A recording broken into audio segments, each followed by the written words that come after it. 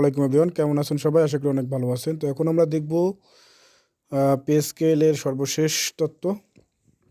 তো আপনারা যেখান থেকে ভিডিওটি দেখতেছেন অবশ্যই ভিডিওটিকে শেয়ার করে দিবেন এবং চ্যানেলটিকে সাবস্ক্রাইব করে দেবেন। 1 জানুয়ারি থেকেই কার্যকর হতে যাচ্ছে বহুল আলোচিত নবম জাতীয় পে স্কেল।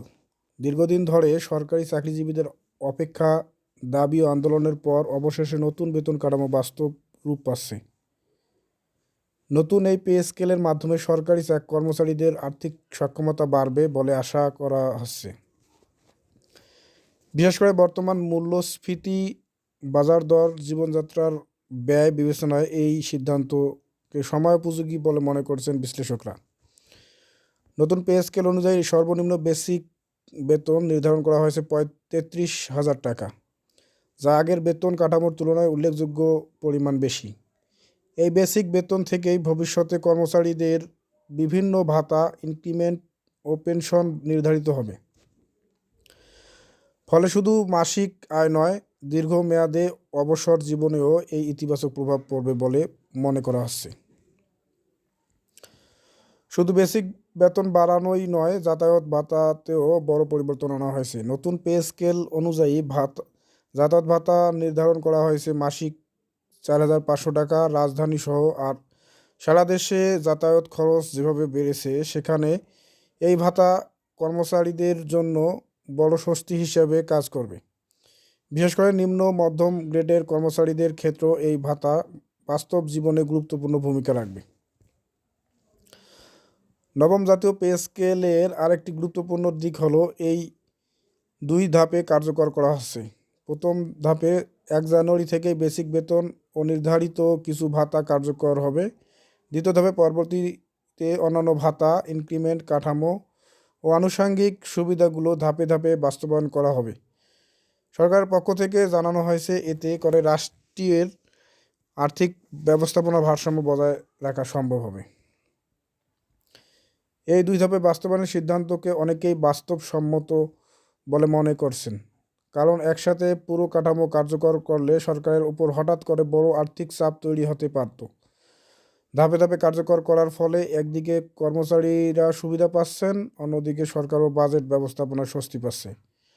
সরকারি সূত্রে জানিয়েছে, নতুন পে স্কেল কার্যকর হওয়ার ফলে প্রায় সব ক্যাটাগরির সরকারি কর্মচারী মাসিক আয়ে উল্লেখযোগ্য পরিবর্তন আসবে। বিশেষ করে তাদের বেতন দীর্ঘদিন ধরে তুলনামূলক কম ছিল যাদের বেতন দীর্ঘদিন ধরে তুলনামূলক কম ছিল, তারা সরাসরি এই সিদ্ধান্তের সুফল পাবেন।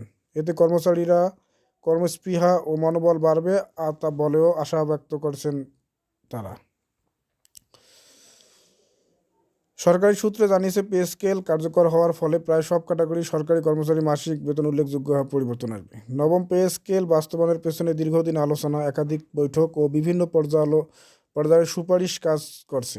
অর্থ মন্ত্রণালয়, প্রশাসন, পরিকল্পনা বিভাগ সহ সংশ্লিষ্ট সব পক্ষের মতামত নিয়ে এই কাঠামো চূড়ান্ত করা হয়েছে। ফলে এটি কোনো হঠাৎ সিদ্ধান্ত নয়, বরং একটি পরিকল্পিত প্রক্রিয়ার ফল।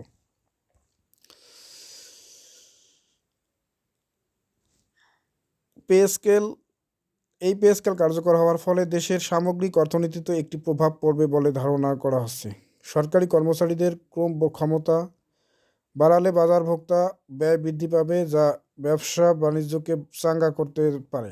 তবে একই সঙ্গে মূল্যস্ফীতি নিয়ন্ত্রণে রাখাও সরকারের জন্য একটি বড় চ্যালেঞ্জ হয়ে থাকবে। নতুন বেতন কাঠামো নিয়ে সরকারি কর্মচারীদের মধ্যে ইতিমধ্যেই ব্যাপক আলোচনা শুরু হয়েছে। অনেকেই সামাজিক যোগাযোগ মাধ্যম তাদের প্রতিক্রিয়া জানাচ্ছেন। কেউ সন্তুষ্টি প্রকাশ করছেন, কেউ আবার আরও কিছু ভাতা বাড়ানোর দাবি তুলছেন। তবে সামগ্রিকভাবে নবম জাতীয় পে স্কেলকে একটি ইতিবাচক পদক্ষেপ হিসেবেই দেখছেন অধিকাংশ কর্মচারীরা। বিশেষজ্ঞরা বলছেন, বেতন বাড়ানোর পাশাপাশি সরকারি সেবার মান উন্নয়নের গুরুত্বও দিতে হবে। কারণ বেতন বৃদ্ধির সঙ্গে সঙ্গে দায়িত্ববোধ, জবাবদিহিতা ও কর্মদক্ষতা বাড়ানো জরুরি। তাহলে এই পে স্কেল দেশের জন্য সত্যিকার অর্থে সুফল বয়ে আনবে। নবম পে স্কেল কার্যকর হওয়ার মাধ্যমে সরকার একটি বার্তা দিতে চেয়েছে, সরকারি চাকরিজীবীরা রাষ্ট্রের গুরুত্বপূর্ণ অংশীদার। তাদের জীবনমান উন্নয়ন মানেই প্রশাসনিক কাঠামোকে আরও শক্তিশালী করা। এই দৃষ্টিভঙ্গি থেকে নতুন বেতন